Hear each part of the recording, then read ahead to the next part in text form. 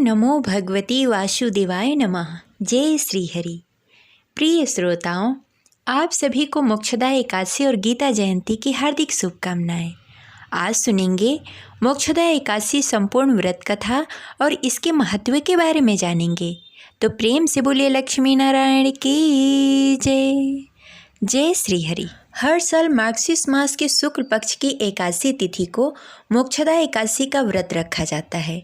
नारद पुराण के अनुसार भगवान विष्णु को मोक्षदा एकादशी व्रत अति प्रिय है। ऐसे में इस दिन भगवान विष्णु की विधिवत पूजा के साथ व्रत रखने से मोक्ष की प्राप्ति होती है।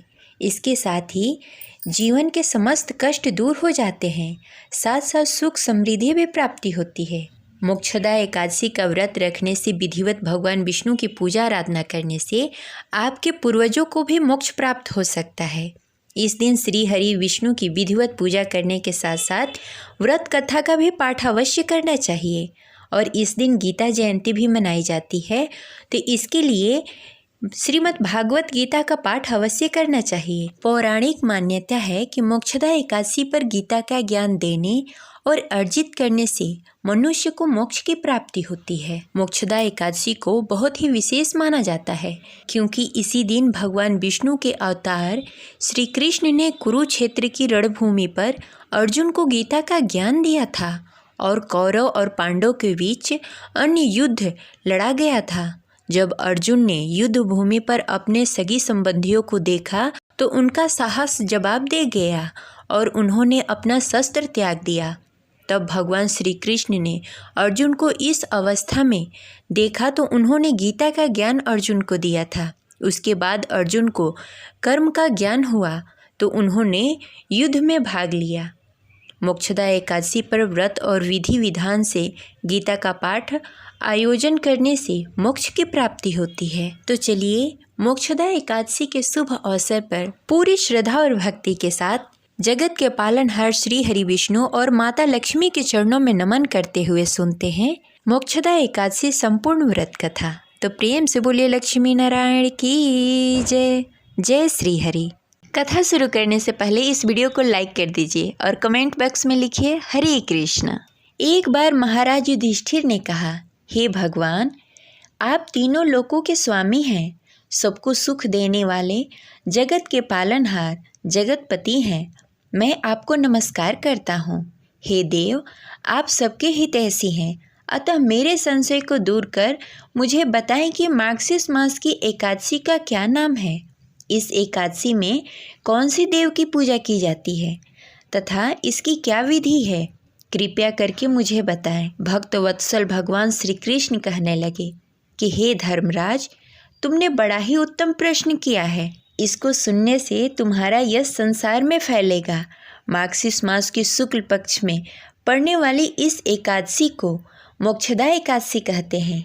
यह अनेक पापों को नष्ट करने वाली है तथा चिंतामणि के समान सभी कामनाओं को पूर्ण करने वाली है, जिससे आप अपने पूर्वजों के दुखों को खत्म कर सकते हैं। इस दिन दामोदर भगवान को धूप दीप नैवेद्य के साथ पूजा की जाती है और व्रत भी रखा जाता है। अब इस विषय में मैं पुराणों की एक कथा कहता हूँ, ध्यान पूर्वक सुनो। गोकुल नाम के गांव में वैखानस नामक राजा राज्य करता था। उसके राज्य में चारों वेद के ज्ञाता ब्राह्मण रहते थे। वह राजा अपनी प्रजा का पुत्रवत पालन करता था।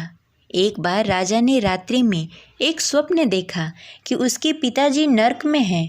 उसे बड़ा ही आश्चर्य हुआ। प्रातः वह विद्वान ब्राह्मणों के पास गया और अपना स्वप्न सुनाया। कहा, मैंने अपने पिता को नरक में कष्ट भोगते हुए देखा है। उन्होंने मुझसे कहा है कि हे पुत्र, मैं नरक में पड़ा हूँ, यहाँ से तुम मुझे मुक्त कराओ। जब से मैंने यह वचन सुना है तब से मैं बहुत बेचैन हूँ। चित्त में बड़ी अशांति हो गई है। मुझे इस राज्य, धन, पुत्र, स्त्री, हाथी, घोड़े आदि से कुछ भी सुख प्रतीत नहीं होता। क्या करूं? राजा ने कहा, हे ब्राह्मण देवताओं, इस दुख के कारण मेरा सारा शरीर जल रहा है। अब आप कृपा करके कोई तप, दान, व्रत आदि ऐसा कुछ उपाय बताएं जिससे मेरे पिता को मुक्ति मिल जाए। उस पुत्र का जीवन व्यर्थ है जो अपने माता पिता को उद्धार न कर सके। एक उत्तम पुत्र जो अपने माता पिता तथा पूर्वजों का उद्धार करता है, वह 1000 मूर्ख पुत्रों से अच्छा है। जैसे एक चांद सारे संसार को प्रकाश देता है, परंतु हजारों तारे नहीं कर सकते। ब्राह्मणों ने कहा, हे राजन, यहाँ पास ही भूत भविष्य वर्तमान के ज्ञाता पर्वत ऋषि का आश्रम है। आपकी समस्या के हल वे जरूर बताएंगे। ऐसा सुनकर राजा मुनि के आश्रम में गए। यथा योग्य अभिवादन के पश्चात अपनी चिंता का कारण बताया। पर्वत मुनि ने अपनी ध्यान साधना से राजा के पिता के पाप कर्मों को जान लिया। उन्होंने राजा को सब कुछ बताया। उन्हें मोक्षदा एकादशी व्रत करने को कहा।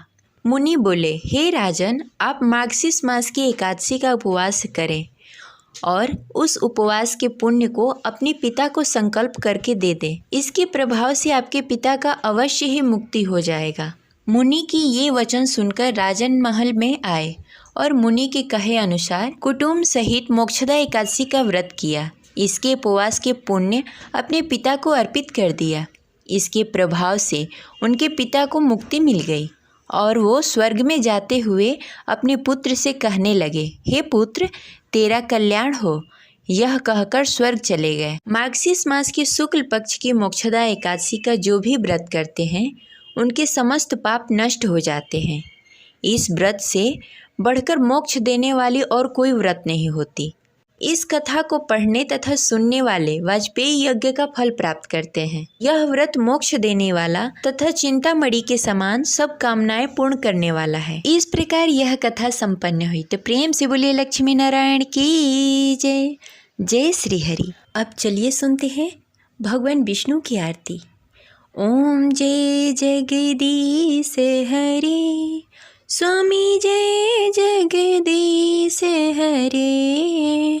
भक्त जनों के संकट क्षण में दूर करे। ओम जय जगदीश हरे।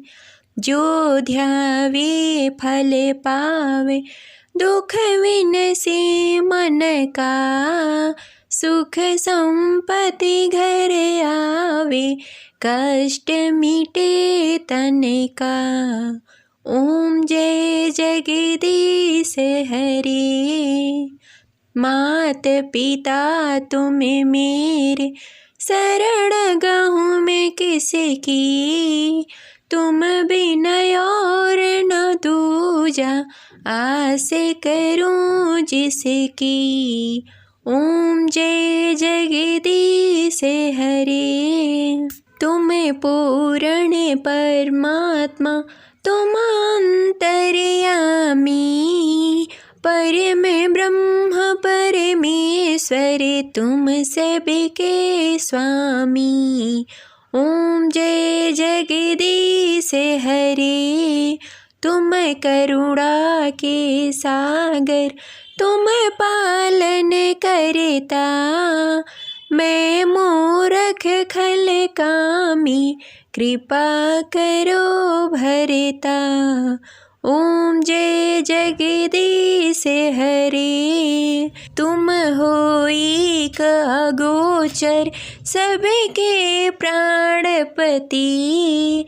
किस विधि मिलाऊं दया में, तुमको मैं कुमति। ओम जय जगदीश हरे। दीन बंधु दुख हरता, तुम ठाकुर मेरे।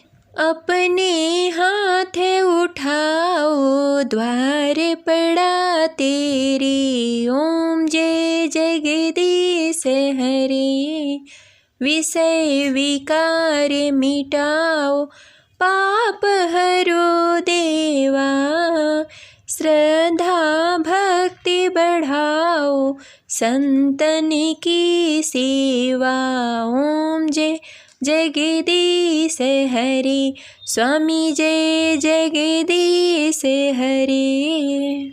तन मन धन सब कुछ है तेरा, तेरा तुझको अर्पण, क्या लागे मेरा। ओम जय जगदीश हरे। स्वामी जय जगदीश हरे। जय श्री हरि।